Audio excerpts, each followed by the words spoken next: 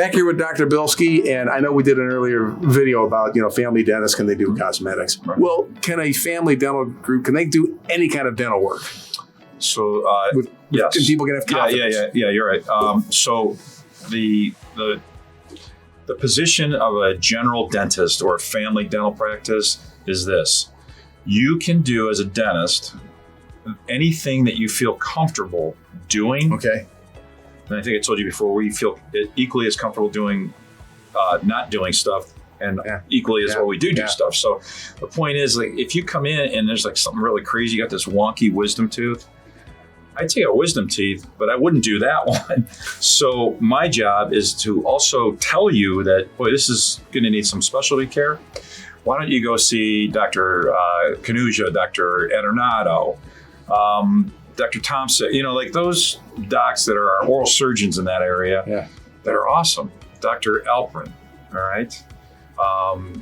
Dr. Freed, Dr. Popper, like these are all the Cleveland and area docs, Dr. Murphy. And these guys yourself. Yeah, I mean, it's like we see each other at the meetings, and we're not always together, and like we're not going out on the weekends, but I can call them and say, hey, can I talk to Dr. Popper real quick? I have a patient that needs his help, and if he can make it, he'll get to the phone and we chit chat. So that's the job of the general dentist. Now, if I feel comfortable doing it, like I have a lot of training in oral surgery. I'm not an oral surgeon.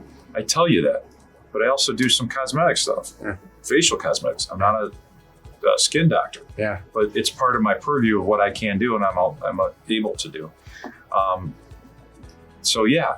A family dentist can do all kinds of and I can tell you that this guy wrote a couple chapters in a new textbook about laser surgery. I mean, it's just coming out. So I know you can do a lot.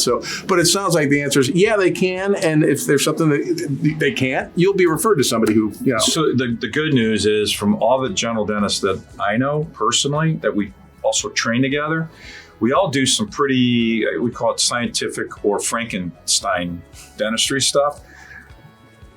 To the T, all of us are like, look, I don't do this. And they'll tell you that they don't do things like that. And even some of the docs that aren't doing the scientific or Frankenstein stuff, every once in a while we get a patient from a recently retired doc, and he's like, I just don't do that stuff. If you're interested, why don't you go talk with Dr. Bilski? Okay. I know him. And if he doesn't do it or doesn't want to do it, then it's pretty significant, and he'll get you to the specialty person that you want to go, because there's a lot of loyalty within a dental practice, a family dental practice.